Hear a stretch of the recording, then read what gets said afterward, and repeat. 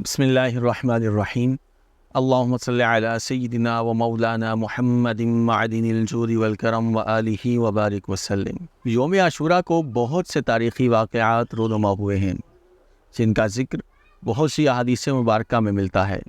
ان میں سے چند واقعات کا ذکر ہم انشاءاللہ اس ویڈیو میں کریں گے۔ ماہ محرم الحرام جب بھی تشریف لاتا ہے تو اپنے ساتھ کربلا والوں کی یاد لے کر آتا ہے۔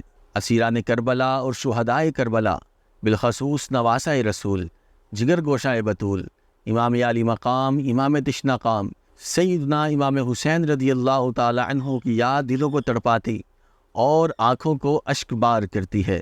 میدان کربلا میں اہل بیت اطہار کو وہ مصائب پیش آئے جن کے تصور سے ہی روح کانپ جاتی ہے۔ سیدنا امام حسین رضی اللہ تعالی عنہ کو مع شہزادگان اور رفقا 3 دن تک بھوکا پیاسا رکھنے کے بعد یوم عاشوراء کے روز میدان کربلا میں بے رحمی کے ساتھ شہید کر دیا گیا۔ امام علی مقام، امام تشنا قام نے میدان کربلا میں ایک ایک کر کے اپنے خاندان سمیت 72 جانثاروں کو راہ خدا میں لٹا دیا اور یزید کے ہاتھ پر بیعت نہ کی۔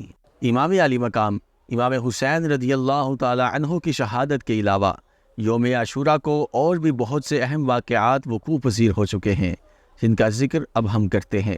عاشوراء یعنی 10 محرم الحرام کے دن حضرت سیدنا آدم صفی اللہ علی نبینا و علیہ الصلوۃ والسلام کی لغزش کی توبہ قبول ہوئی۔ اسی دن سیدنا نوح علیہ الصلوۃ والسلام کی کشتی کوہ جودی پہاڑ پر ٹھہری۔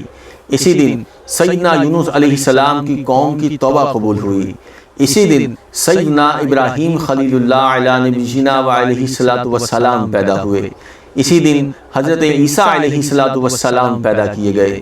اسی دن سیدنا موسیٰ کلیم اللہ علی نبینا و علیہ السلام اور ان کی قوم کو نجات ملی اور فرعون اپنی قوم سمیت دریائے نیل میں غرق ہو گیا۔ اسی دن حضرت سیدنا یوسف علیہ السلام کو قید سے رہائی ملی۔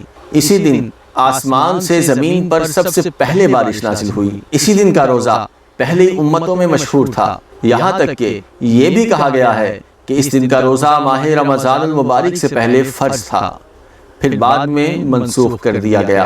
اسی دن حضرت سلیمان علیہ السلام کو ملک عظیم عطا کیا گیا۔ امام بیہقی نے شعب الایمان میں روایت کیا کہ رسول اللہ صلی اللہ تعالی علیہ وآلہ وسلم نے ارشاد فرمایا، جو عاشوراء کے دن اپنے اہل و عیال کے رزق میں کشادگی کرے گا تو اللہ پاک سالہ سال اس کے رزق میں کشادگی عطا فرمائے گا۔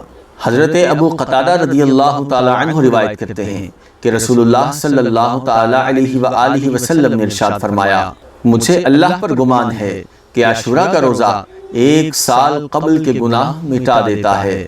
نبی رحمت، شفیع امت، تاجدار رسالت صلی اللہ علیہ وآلہ وسلم نے ارشاد فرمایا، یوم عاشوراء کا روزہ رکھو اور اس میں یہودیوں کی مخالفت کرو، پہلے یا بعد میں ایک روزہ رکھو۔ عاشوراء کا روزہ جب بھی رکھیں ساتھ میں 9ویں یا 11ویں محرم الحرام کا روزہ بھی ساتھ میں ملا لیا جائے۔